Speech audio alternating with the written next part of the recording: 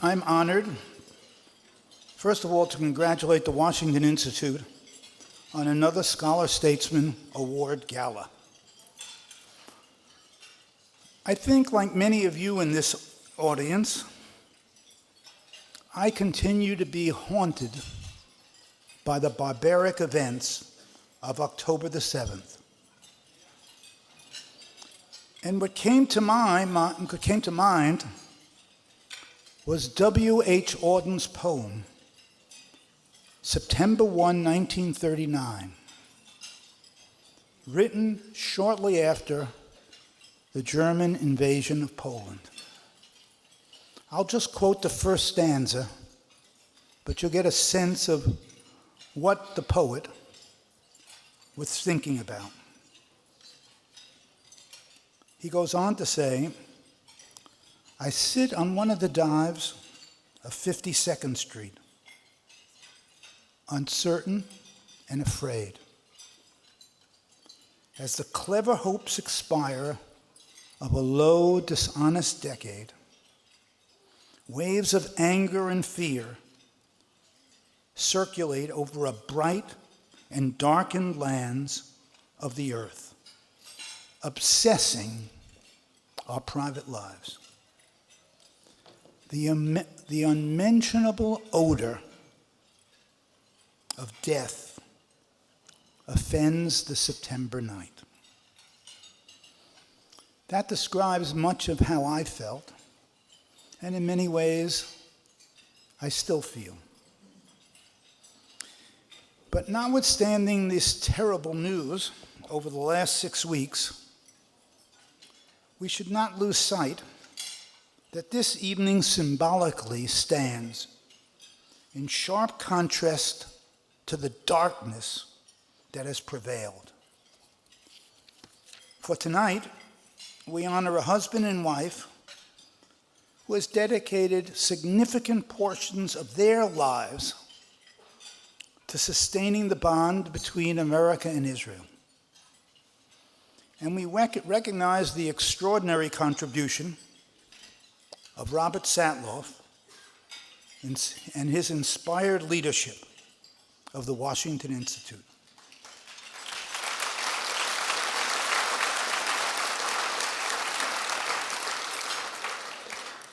With all of our sorrow in the background, this is why we're here this evening. So let me begin. Who is this woman, Shelly Kassen? A Wellesley alumna, accepted to the Georgetown Law School and the Harvard Business School. That would make any Jewish parent happy.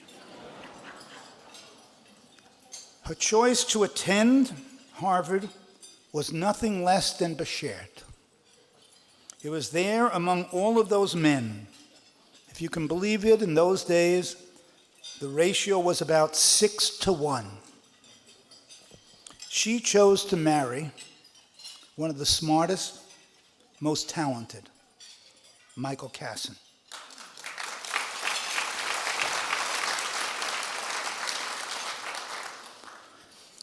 Among the few women accepted to Harvard in that era, Shelly's gifts were clear early on. She had something you just can't learn.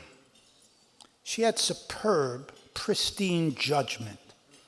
Judgment about many different things, not just for men, but as a leader. A woman with a luminous smile, she first conquered the wilds of Westport, Connecticut.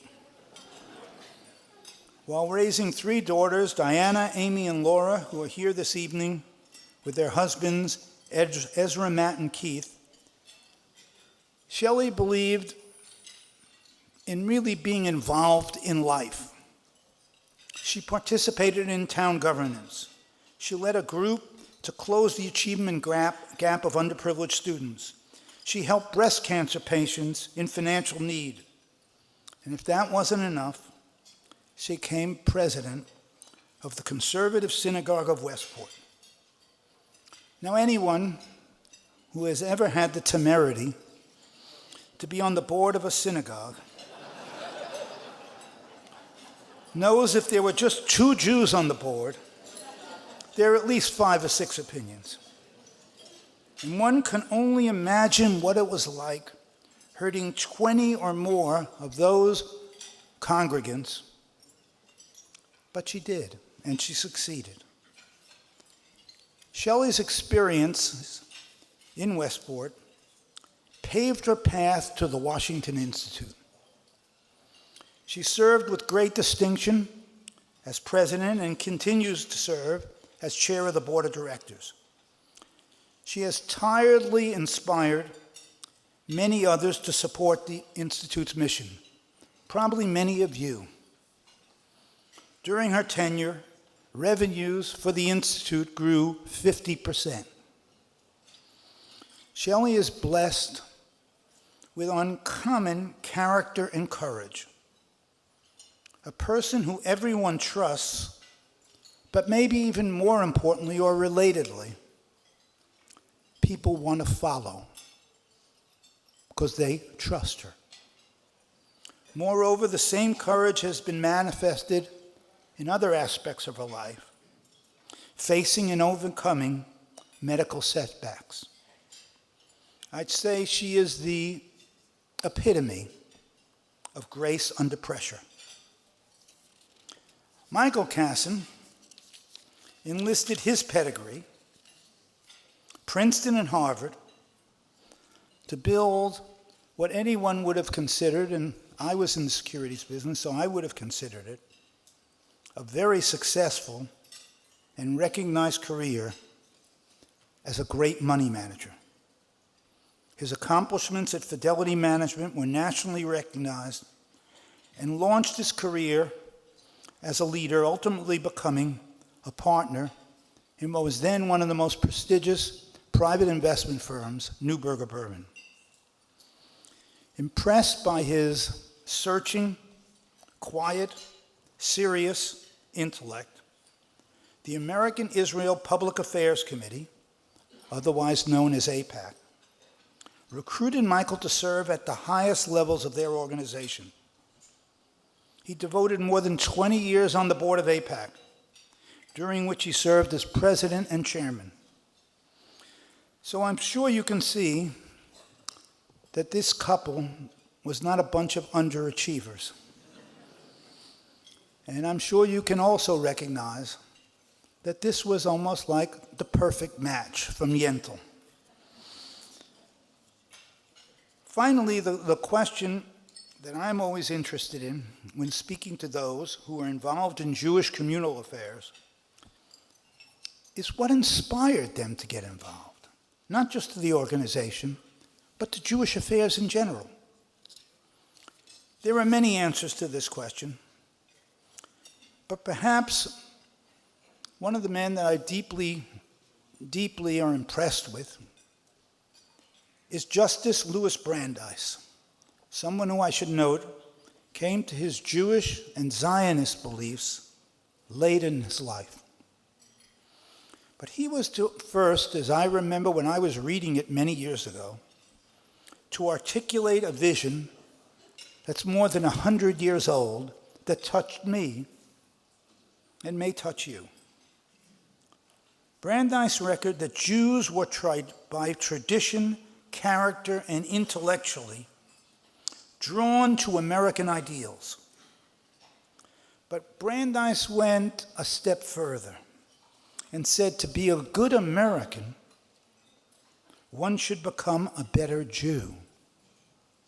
And to be a better Jew, one should become a Zionist. This vision is embodied in the lives of our honorees this evening. And now, it gives me great pleasure to invite the Kassens, Shelly and Michael, to our stage. I hope, please, let us all stand as one and recognize their contributions. Thank you.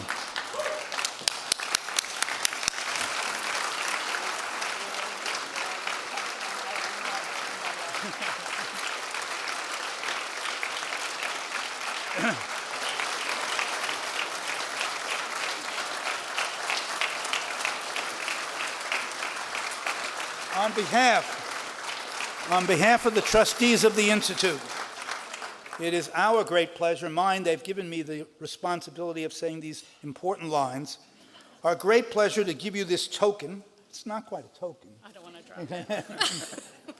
Of their respect, their admiration, and their love. Congratulations. You want me to put it down? Yes. Oh, we need it back. Up next to it.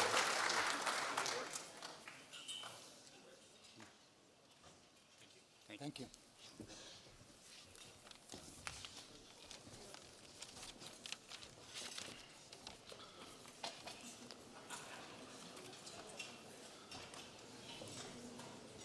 Roger, we are so honored to be introduced by you, a man whom we admire greatly.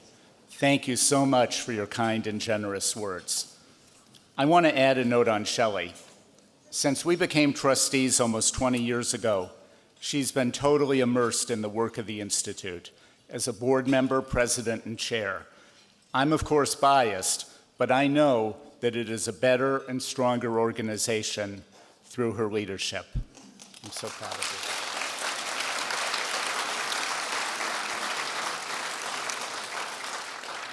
We're thrilled that our 3 daughters and 3 sons-in-law are here this evening, and even more thrilled that they are so interested in world affairs and the Mideast in particular. Since 2009, under both parties, our government has sought to lessen our involvement in the region. This goal was perhaps understandable, but unrealistic.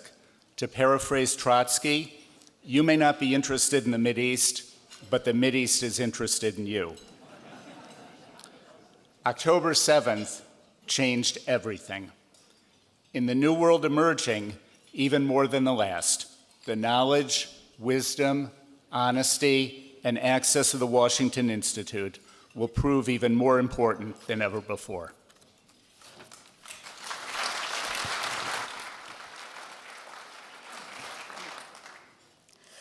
Well, I'm feeling a bit overwhelmed, but there's no time on the timeline to be overwhelmed, so I'm moving forward. Thank you first to Roger Hertog. Roger and Susan, you are role models for Michael and me. You are innovative philanthropists committed to the Jewish people and to the power of ideas and to how those intersect.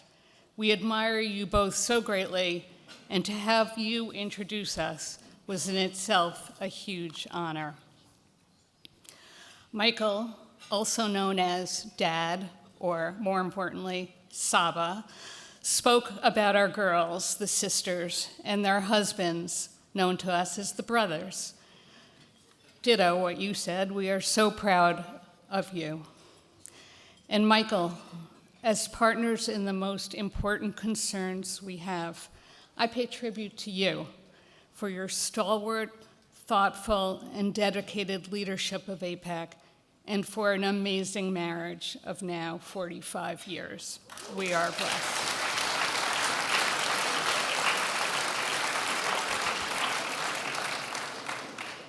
And to my other family at the Washington Institute, while you pay tribute to us, the real tribute is to the Institute family, to the scholars and all who support them, men and women who possess unwavering moral clarity, never hesitate to speak truth to power, and whose core values focus on the role of American leadership in this broken world, and how best, through policy and persuasion, to repair it. Michael and I pay tribute to you for doing what you do, always, but especially now. Especially now.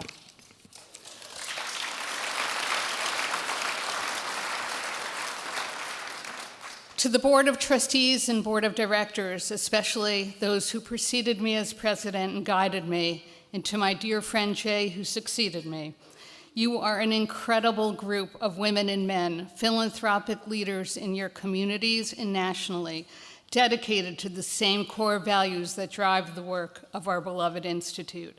It has been the honor of a lifetime to serve with all of you, as we advance this critical work, and we pay tribute to you.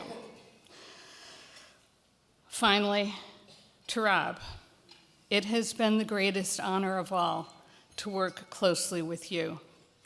The program going forward celebrates you as our inimitable, fearless leader. You are truly one of a kind.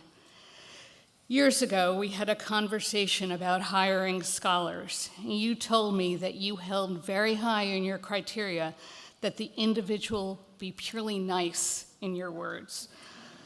Subject experts, brilliant analysis. Excellence is one thing, nice another.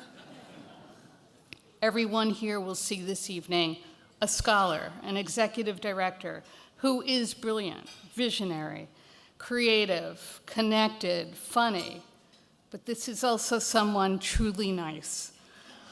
A wonderful parent to his 3 incredible sons, a devoted spouse to his late wife, Jenny, a sincere and compassionate friend, a truly nice person who sets the tone for the entire Institute family and makes it the special place that it is. Rob, we pay tribute to you.